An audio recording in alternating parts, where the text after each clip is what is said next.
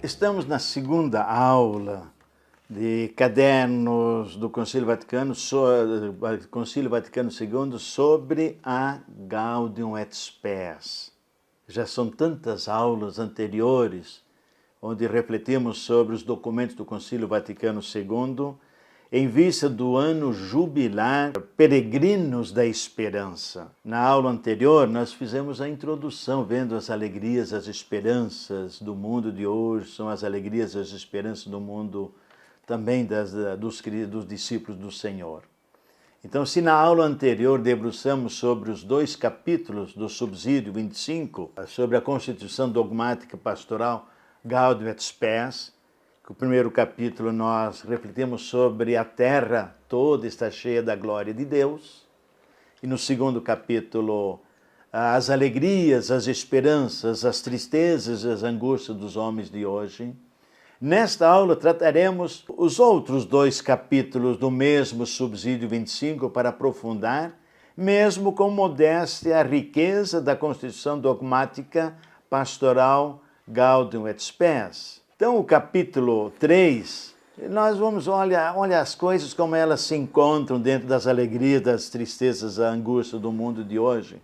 Nós entraremos um pouco para entender isso e fazendo algumas analogias, algumas comparações. Por exemplo, o parto, o canteiro de obras e a guerra são onde que há as agitações do mundo de hoje. E o capítulo 4, que é também matéria de hoje, a luz e a casa. Vamos ao capítulo 3. Não sabemos quando, como o mundo foi criado. Sabemos que está criado. É a mesma resposta pessoal sobre a nossa lembrança quando nascemos, viemos ao mundo. Sabemos porque os pais nos contaram e por terceiros sabemos. Nós confiamos em suas palavras. Se elas não nos parecessem confiáveis, não teríamos acreditado nelas. O fato é que nós existimos, não sabemos como foi a origem.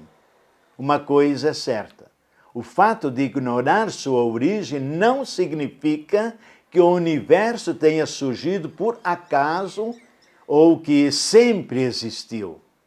Assim como não posso concluir que surgi por acaso ou que sempre existi pelo fato de não ter sido testemunha ocular da minha origem. Os cristãos consideram credível o longo relato do Espírito Santo através da história de Israel e especialmente através da vida terrena do Filho de Deus, Jesus Cristo, o Salvador do mundo, uma narrativa preservada nas Escrituras Sagradas e transmitida de geração em geração pela Igreja. Esse relato nos diz que o poderoso amor de Deus criou todas as coisas e, portanto, tudo carrega as impressões digitais de sua beleza. O mundo criado é o teatro da história do gênero humano. Está lá em Gaudium et Spes, número 2. Nele há espetáculos de dança, onde todo o corpo de baile se move harmoniosamente, mas também há sangrentas tragédias. A vida está dentro de tudo isso. E nisso que somos convidados a viver, a crer, a celebrar, a fortalecer a vida como dom de Deus na esperança de voltar ao convívio definitivo na casa do Pai. Ao celebrarmos os mais de 2000 anos da vinda do nosso Salvador, o mundo continua com as mesmas angústias e esperanças na busca da felicidade e respostas contínuas sobre a vida e o destino da vida, sua origem. No entanto, o número 2 da Gaudium et Spes nos convida a saber enxergar o lampejo da esperança precisamente nas nuvens escuras das dores e injustiças do mundo. Nisso ressoa a visão que, apesar de tudo, o Novo Testamento se mantém sobre o mundo e a história. As líderes da pastoral da criança são orientadas a visitar as gestantes, sobretudo próximas ao parto. período de sensibilidade, de apreensão e até certa angústia, sofrimento da mulher que está para dar à luz. Jesus compara os sofrimentos dos discípulos que têm a missão de anunciar a boa nova, que serão rejeitados e tomados de sofrimento, a exemplo da mulher na hora do parto. Há sofrimento, muita expectativa, ânsia, dor, mas a certeza de acolher uma nova vida, a dor parece diluir e a alegria é imensurável, pois gerou uma nova vida. Aos olhos de São Paulo, o mundo e a história, fecundados pela presença dos cristãos, estão dando à luz filhos e filhas de Deus. A segunda imagem é a do canteiro de obras. O Senhor Jesus a utiliza para indicar sua paixão e sua vitória. Está lá em Marcos, também capítulo 12, versículo 10 e 11. Jesus fala de si mesmo como a pedra rejeitada pelos construtores, por ser considerada frágil e inadequada para a construção do mundo. De fato, o Evangelho de Cristo é muito ingênuo e fraco aos olhos do mundo. Ama os inimigos, fazer o bem aos que nos odeiam, perdoar, compartilhar roupas e pão para com quem não tem, visitar os enfermos, os prisioneiros, acreditar que o Pai fornecerá o pão de cada dia, acreditar que a morte não é a última palavra sobre a existência, pois o Pai, fiel e poderoso, restaurará tudo e todos. Pois bem, aquela pedra jogada no lixo pelos construtores, o Pai a escolheu como a mais adequada para sustentar todo o drama do mundo. De todo modo, o mundo continua sendo um canteiro de obras, no qual os cristãos constroem, tendo Cristo como pedra angular.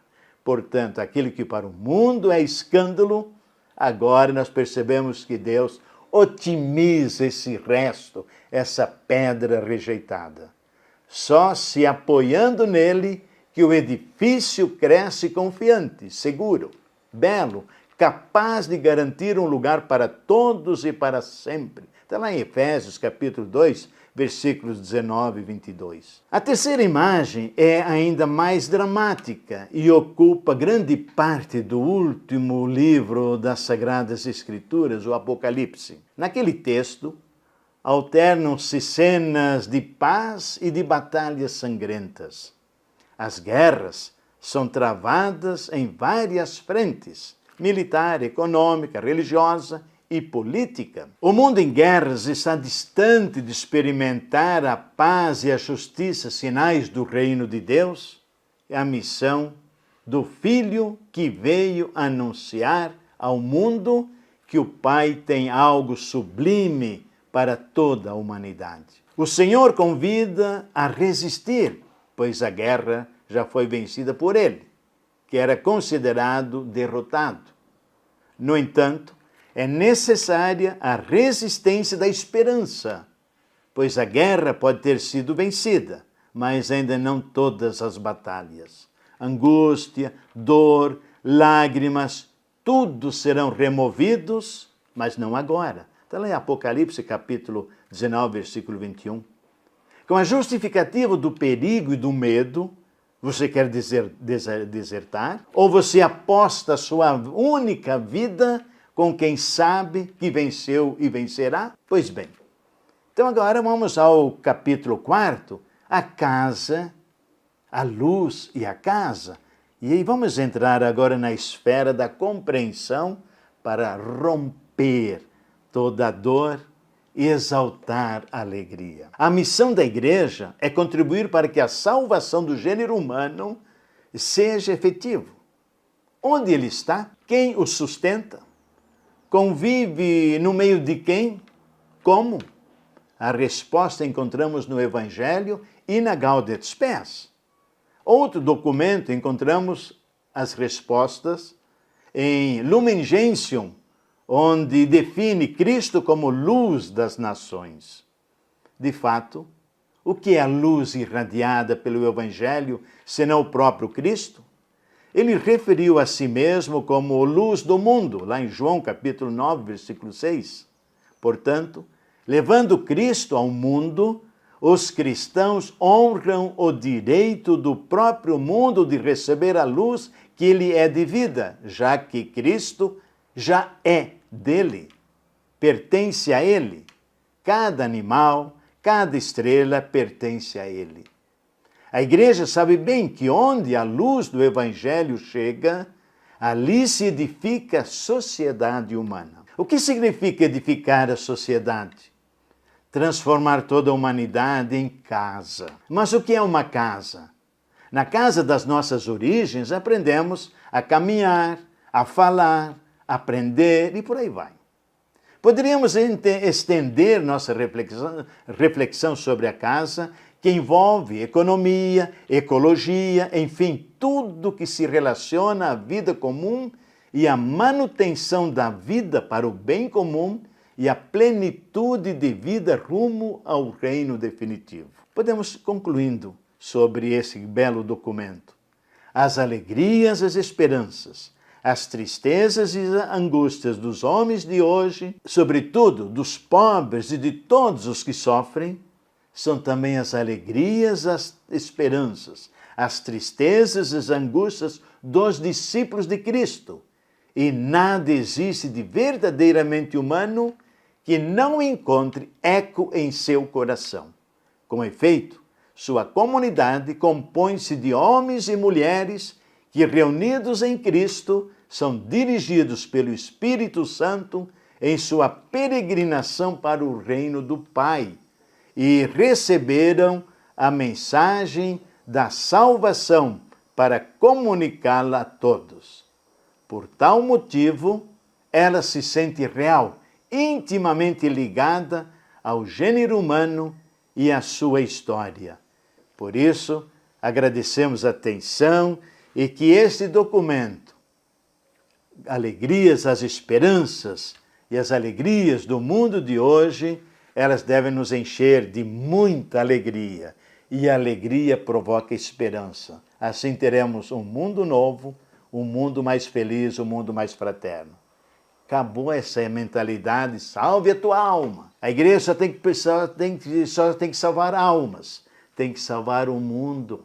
Jesus disse, eu vim não condenar, mas salvar o mundo, porque é nele que nós vivemos, é nele que nós nos relacionamos, é nele que nós criamos as expectativas, é nele que nós desenvolvemos uma vida feliz, autêntica. Sob a graça de Deus, que mora em nós, em todo lugar, nós somos carregados das alegrias e das esperanças, que é o sonho de Deus, porque o sonho de Deus é que todos nós participemos do seu reino, reino de paz, de amor, de justiça e felicidade. Deus te abençoe.